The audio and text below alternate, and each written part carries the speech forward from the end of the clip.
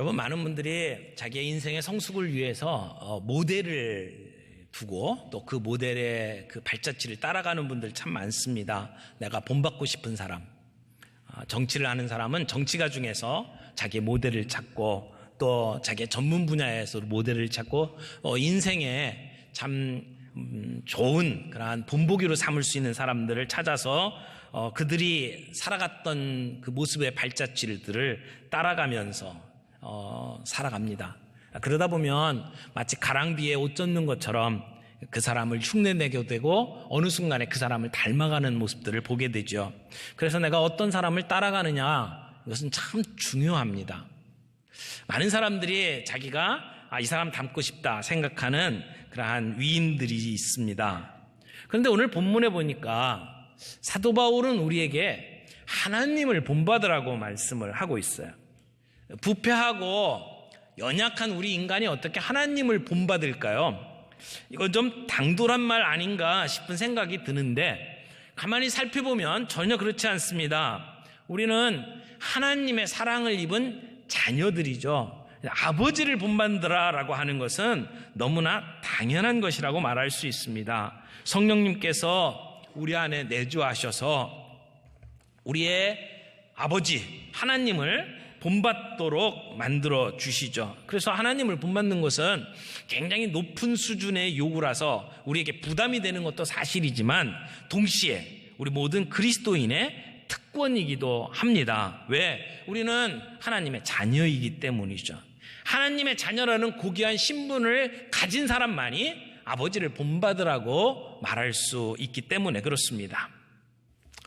부부도 살아가면서 비슷해진다고 이야기하지 않습니까? 서로를 좋아하게 되면서 상대방을 따라서 하기 때문에 그렇습니다. 그래서 좋아하는 음식도 따라서 먹고 그리고 그 사람이 말하는 표현이나 방식도 따라가게 돼 있죠. 그래서 시간이 지나면 그분의 인상이나 어떤 분위기가 서로 비슷해지는 것을 우리는 경험을 합니다. 하나님을 닮아가는 것도 마찬가지입니다. 하나님께서 우리에게 베푸신 은혜가 너무나도 크고 너무나도 놀랍기 때문에 그 사랑을 받아본 사람들은 그 사랑 앞에서 마음을 녹이게 되고 그리고 하나님께 감사하면서 우리가 완전히 똑같을 수는 없지만 흉내를 내는, 그래서 처음에는 어설프고 잘 안 되더라도 언젠가는 하나님의 형상을 회복하는 것을 우리는 보게 됩니다.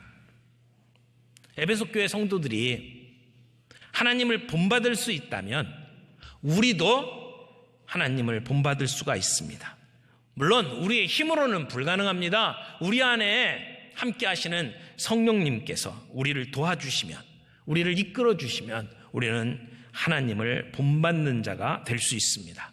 그렇다면 우리가 구체적으로 하나님을 본받는다는 것은 무엇을 본받는다는 것일까요? 오늘 주신 본문을 가지고 한 세 가지로 정리를 하길 원합니다. 첫 번째는 모든 악독을 악의와 함께 버리라 라고 말씀을 합니다. 31절 말씀 보겠습니다.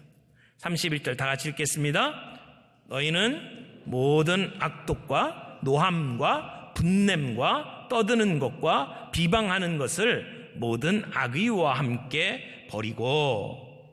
여러분, 5장 1절에 나오는 하나님을 본받는 자가 되라라고 하는 말씀은 바로 앞에 있는 이 두 구절과도 깊은 연관이 되어 있습니다. 그래서 5장 1절에는 그러므로라는 말로 시작하잖아요.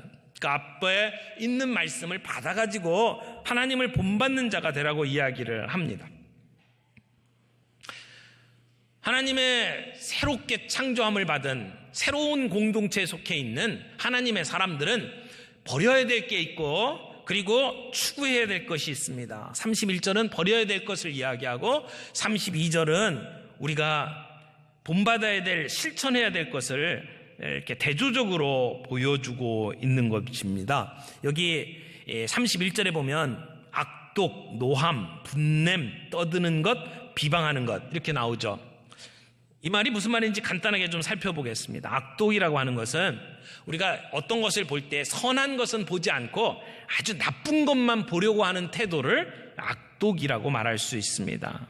어떤 결점이나 흠집만 찾아내려고 하는 태도, 여러분, 이런 사람들하고 같이 살고 싶습니까?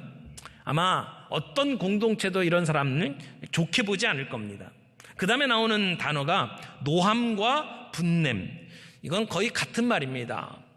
그런데 굳이 구별을 하자면 노함은 자기 안에 분노를 바깥으로 표출하는, 아주 격렬하게 분노를 하는 것을 여기 노함이라고 표현을 했고요. 분냄은 우리 안에 화가 나 있는 상태를 표현하는 말이라고 할 수 있습니다. 그 다음에 나오는 떠드는 것. 이것은 우리나라 말로는 굉장히 이렇게 대단한 것처럼 보이지 않지만 이게 단순히 떠드는 게 아니고요. 이 고함치는 것을 뜻합니다. 고함치면서 말다툼하는 것을 여기에 떠드는 것이라고 표현을 했죠. 그래서 우리가 어떤 그 대화를 하다가 흥분해가지고 소리를 이렇게 지르면서 싸우는 모습들, 이게 종종 보는 모습들입니다. 이런 모습을 여기서는 떠드는 것이라고 이야기를 했고, 비방하는 것이 있죠. 이것은 하나님이나 사람에 대해서 반대해가지고 악한 말을 하는 것, 그러니까 중상모략, 이런 것들이 여기서 말하는 비방이라고 말할 수 있습니다. 이런 5가지 이 악덕은 우리 공동체에서 성도들의 교제, 성도들의 하나됨을 가로막는 아주 안 좋은 것들입니다. 구원받은 성도들은 이러한 악덕들을 악의와 함께 버리지 않으면 안 됩니다. 이 본문에 모든 악의와 함께 버리라고 이야기했는데요. 악의라고 하는 것은 이 악한 태도나 성향을 가리키는 말입니다. 여러분, 우리가 악한 행동을 버릴 수 있습니다. 그러나 그것으로 그치면 안 됩니다. 우리 안에 남아있는 악한 성향까지 내려놓아야 합니다. 우리 성도들이 악한 성향을 가지고 있는 한 우리들의 악한 행동을 멈출 수가 없기 때문에 그렇습니다. 그래서 자기 안에 존재하는 모든 악의와 함께 이러한 악독한 우리의 모습들을 내려놓아야 합니다. 버려야 합니다. 2번째로 서로 친절하고 긍휼을 베풀고 용서하라고 말합니다. 32절 말씀입니다. 바로 앞절에서 사도 바울은 부정적인 명령을 한 다음에 이제 32절에서는 긍정적인 명령을 합니다. 우리는 이 악독들과 함께 우리 악한 성향을 버려야 될 뿐만 아니라 우리 새 사람에게 어울리는 덕목을 취해야 합니다. 특별히 여기서는 3가지를 이야기합니다. 친절하게 하고 불쌍히 여기고 용서해라. 여기 친절하게 하다는 것은 죄인들에게 베푸신 하나님의 인자하심을 표현하는 데 쓴 말입니다. 그래서 여기 친절하다는 말하고 똑같은 말이 인자라는 말입니다. 인자. 근데 인자하게 하며 여기 하게 하라라고 하는 말을 쓴 것을 보아서 그냥 단순히 친절하라는 말이 아니라 그것을 개발하라고 하는 말씀입니다. 그것을 위해서 시간을 들이고 주의를 기울여서 이 친절함을 개발하라고 말씀을 하는 겁니다. 그러니까 친절하게 되는 것이 자동적으로 되는 것은 아니라는 뜻이겠죠. 그래서 다른 사람의 짐을 덜어주고 다른 사람의 어려운 문제를 풀어주는, 그들의 어려움을 담당하는 사람이 되라는 것입니다. 요즘에는 세상에서 이 친절을 참 많이 강조합니다. 예전에는 관공서에 가면 참 불편했어요. 이렇게 높은 위치에서 이렇게 사람 깔아보는 것처럼 이렇게 보고 아주 딱딱하게 구는 모습들이 참 많았는데요. 요즘은 관공서가 완전히 바뀌었어요. 제가 지난번에 어떤 구청에 갔더니 연세 드신 분 한 분이 길을 물으러 구청에 들어왔어요. 그랬더니 그 구청 직원이 가만히 서서 이렇게 어디로 가십시오 얘기하지 않고 그 어르신을 모시고 바깥으로 나가가지고 그래갖고 길을 가르쳐주고 들어오더라고요. 굉장히 제가 감동받았습니다. 관공서도 친절한 곳이 되었구나. 여러분, 불친절한 상점에 가지 않죠. 그런 음식점에 가고 싶은 마음이 없습니다. 불친절한 교회도 가고 싶지 않습니다. 친절은 대단한 거창한 것이 아닙니다.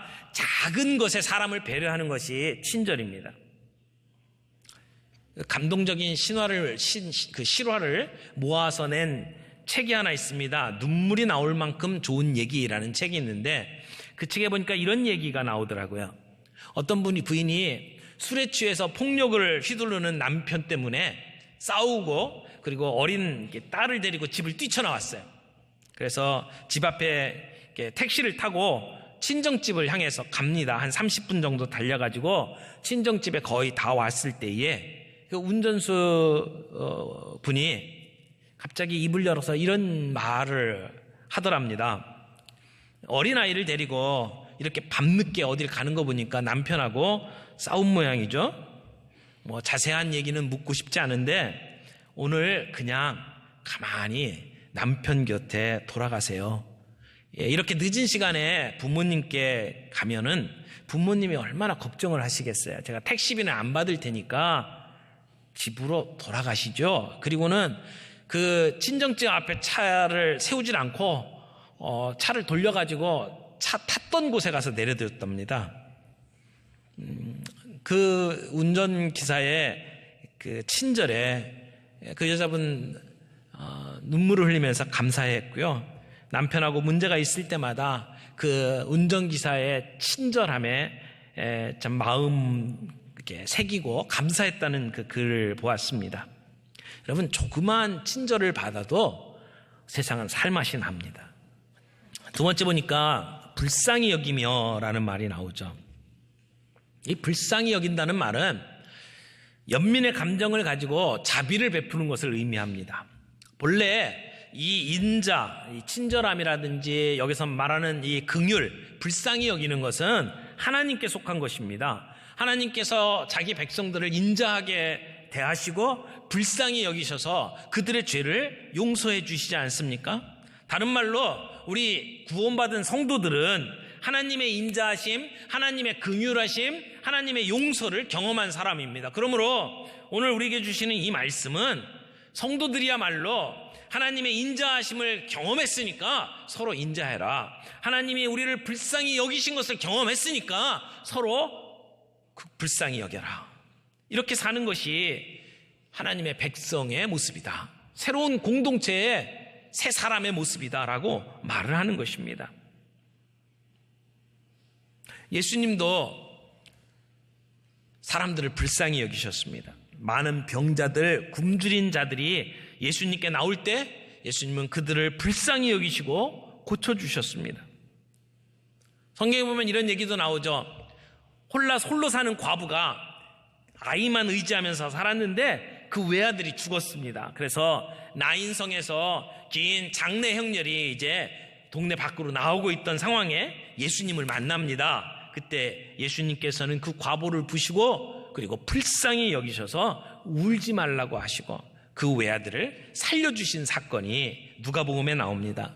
죽음의 행렬이 삶의 행렬로 바뀌었습니다. 절망의 행렬이 소망의 행렬로 바뀌었습니다. 예수님은 만나는 사람들을 불쌍히 여기셨습니다. 이것이 긍휼입니다. 이 긍휼이라는 말이 영어로 표현하면 컴패션이라는 단어죠. 컴패션. 저희가 컴패션을 통해서 북한 어린이들을 돕기를 원하고 지지난주에 헌금을 했죠. 또 우리 교회 성도들 가운데는 컴패션의 어린아이들을 돕는 분들이 여러 분 있고요. 우리 유년부 초등부에서도 컴패션 어린아이들을 돕고 있습니다. 저도 이 일 때문에 여러 어려운 나라들의 그 컴패션 사역의 현장을 함께 돌아본 적이 있습니다. 전 세계에 지금 한 100만 명이 훨씬 넘는 숫자의 어린이들을 돕고 있는데요. 그 도움을 받고 있는 아이들은 절대적인 빈곤 속에 허덕이는 아이들입니다. 하루에 한 끼 간신히 먹을까 말까 하는 그런 아이들에게 교회가 보살펴 줍니다. 그들에게 먹을 것을 주고 옷을 주고 그리고 그들의 몸을 씻겨줍니다.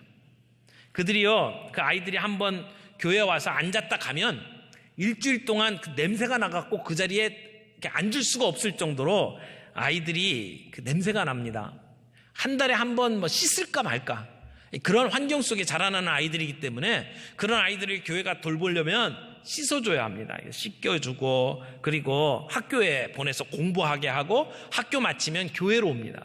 교회 오면 거기서 먹을 것 주고 또 말씀 나누고 이렇게 해서 집으로 보내거든요. 아이들 보낼 때는 비누 주고 치약 주고 그래서 위생 상태 바꿔갈 수 있도록 도와주곤 합니다. 그러면서도 그 아이들에게 이런 이야기를 꼭 들려줍니다. 하나님이 너를 사랑한단다. 하나님은 너를 한 번도 잊으신 적이 없단다. 내가 힘들면 힘들수록 하나님은 너와 더 가까이 하신다. 그래서 하나님이 너를 이 땅에 창조하시고 그리고 너를 향해서 하나님이 계획을 갖고 있단다. 너의 손을 붙잡고 이 모든 어려운 상황들을 이겨나도록 만들 거야. 그렇게 이야기를 하면요, 아이들이 그 이야기를 통해서 예수님을 영접하고 그리고 삶이 변화되는 것을 우리가 보게 됩니다. 세상 사람들 모두가 다 냄새난다고 쳐다보지 않고 눈길도 주지 않았던 그런 아이가 하나님 앞에서 멋지게 세워지는 모습들을 우리는 지켜보고 있습니다. 그런 집을 보게 되면은요, 엄마가 혼자 키우는 경우가 참 많아요. 가난하고 배운 게 없어서 어떤 사람하고 관계를 맺어서 아이를 낳는지도 잘 모르고 있고요. 설상 안다 하더라도 아이가 생겼다 그러면 그 남자는 도망갑니다. 부담이 생겨서 떠납니다. 그래서 그냥 젊은 나이에 과부 아닌 과부가 되어가지고 그리고 아이들을 키우고 살아가는 모습. 집이 없어요. 남의 집 담벼락에다가 이렇게 텐트 치는 것처럼 쳐놓고 땅바닥에 그냥 살아가는 그런 모습들을 보게 됩니다. 그래서 그 선교 현지에 가게 되면 성경 말씀에 고아와 과부들을 돌보라고 하는 하나님의 말씀이 왜 특별히 고아와 과부라고 말씀하셨는지를 이해할 수 있을 거라고 생각을 해요. 정말 이 아이들은 예수님밖에는 붙잡을 게 없는 아이들입니다. 이런 아이들을 가슴에 품고 섬기는 것. 여러분, 이 사역이 어떻게 시작됐는지 아십니까? 우리나라의 6.25 전쟁통에 시카고에 있던 어떤 목사님이 미군 병사들 예배를 인도하기 위해서 한국 땅에 왔다가 고아들 그 불쌍한 모습을 보면서 너무 마음이 아파서 시카고에 있는 교회 성도들에게 그렇게 이야기를 했답니다. 지금 정말 먹을 것 없고 길거리에서 얼어 죽고 있는 이 아이들을 그냥 방치할 수는 없으니까 우리 한 사람이 어린아이 하나씩 맞자. 그래서 이게 1대1로 영적인 부모가 되는 운동을 벌려서 그 컴패션이 시작이 됐습니다. 한국 땅에서 수많은 사람들이 이 도움을 받고 전쟁통에 살아났습니다. 제가 아는 몇 분도 그런 도움을 받으면서 살았던 분들입니다. 1993년에 컴패션이 이제는 한국에서 더 이상 돕지 않아도 된다 생각을 해서 떠났다가 2003년도에 다시 한국 땅에 이제는 전 세계 그런 어린이들을 돕기 위해서 다시 돌아왔습니다.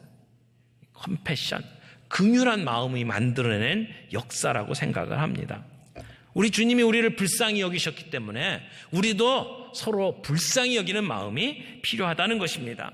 또 32절의 말씀 보니까 용서하기를 하나님이 그리스도 안에서 너희를 용서하신 것과 같이 하라고 말씀합니다.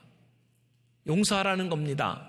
우리는 빚진 자들입니다. 하나님께서 우리를 용서해 주신 것 같이 우리도 서로를 용서해 주어야 한다고 말합니다. 우리가 하나님을 본받는다면 우리는 하나님이 하신 것처럼 서로를 용서해야 합니다. 여러분, 어떻게 용서해야 합니까?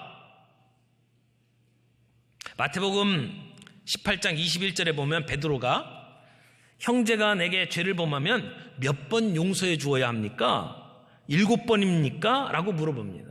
그때 당시의 랍비들은 3번은 용서해 줘야 된다고 가르쳤습니다. 그래서 베드로는 좀 더 크게 마음을 써가지고 7번이면 되겠습니까? 라고 예수님께 물어봤더니 예수님은 뭐라고 이야기합니까? 70번씩 7번. 다른 말로 이야기하면 끝까지 용서해 주라고 하는 말씀입니다. 요셉은 자기를 인신매매했던 형들을 용서했습니다. 예수님은 자기를 죽이는 자들을 향해서 저희를 사하여 주옵소서, 저희가 하는 것을 알지 못함이니이다 라고 말을 했죠. 그 예수님을 따라서 스데반은 자기를 돌로 들어 치는 사람들을 바라보면서 주여 이 죄를 저들에게 돌리지 마옵소서 라고 용서했습니다. 그렇다면 우리가 하나님의 용서함 받은 자로서 누구는 용서 못하겠습니까? 우리 가까이서 우리가 정말 갈등하고 있는 사람들, 마음 때문에 힘든 사람들, 시어머니나 며느리의 관계부터 시작해서 나에게 해를 끼친 자, 내 자존심을 상하게 만든 사람, 결코 만나고 싶지 않은 사람, 용서하라고 말씀을 하시는 겁니다. 한을 품지 말고 용서하라고 말씀하십니다. 용서는 살아있을 때 유효한 겁니다. 죽은 후에 후회봤자 아무 소용이 없습니다. 어떤 교회에서 목사님이 용서에 대해서 설교를 했답니다. 그리고 성도들에게 이렇게 말을 했어요. 여러분 중에 미워하는 사람 하나도 없으신 분 있으면 손 좀 들어보세요 라고 이야기를 했답니다. 했더니 아무 조용해요. 그래서 다시 물었답니다. 아무도 없어요? 그렇게 물어보니까 저 뒤에서 한 할아버지가 이렇게 손을 드셨대요. 그래서 목사님이 너무나도 반갑고 감사해서 할아버지 어떻게 하면 그렇게 할 수 있는지 우리에게 좀 가르쳐 주세요. 그렇게 얘기를 했더니 그 할아버지가 이렇게 얘기를 했답니다. 있었는데 다 죽었어.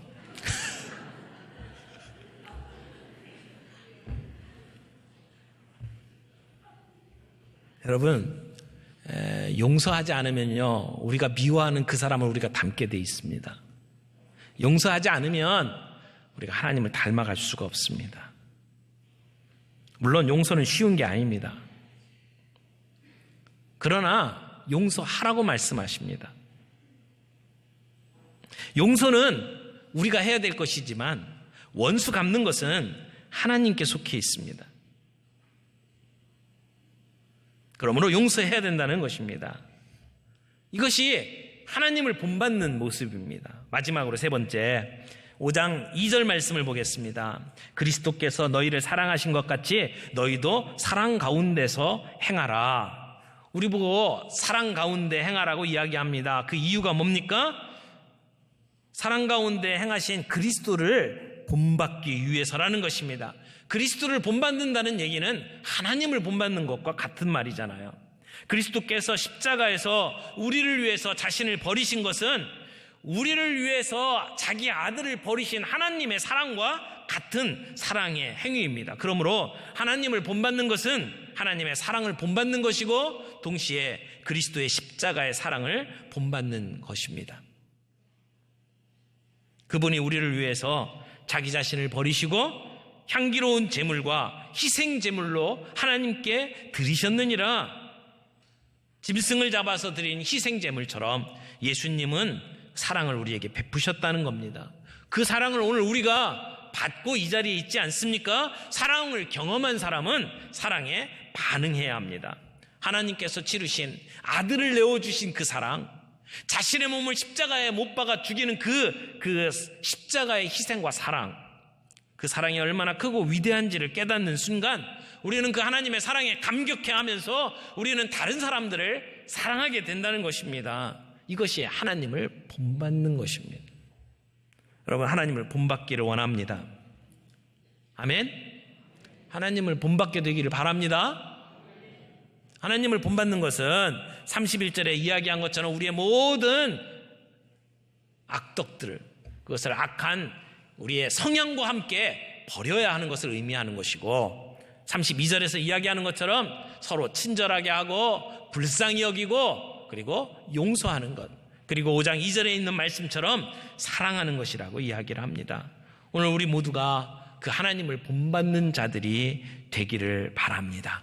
이것이 그냥 우리의 마음으로 우리가 정말 본받기를 원합니다라고 하는 수준에서 그치는 것이 아니라 내가 친절하게 대해줄 사람이 누구인지, 내가 긍휼한 마음을 가지고 대해야 될 사람이 누군지, 내가 용서해야 될 사람이 누구고 예수 그리스도의 사랑으로 내가 사랑해야 될 대상이 누군지를 여러분 마음속에 오늘 확인하시길 바랍니다. 그들에게 내가 어떻게 가서 그들에게 친절하게 대하고, 내가 어떻게 그들을 불쌍히 여기고, 내가 어떻게 그들에게 용서를 베풀면서 사랑을 할 것인지를 오늘 성령님께서 우리의 마음속에 깨닫게 해주시기를 바라고, 오늘 이 예배가 마치고 나아가면서 여러분들에게 그런 실행이 있기를 바랍니다.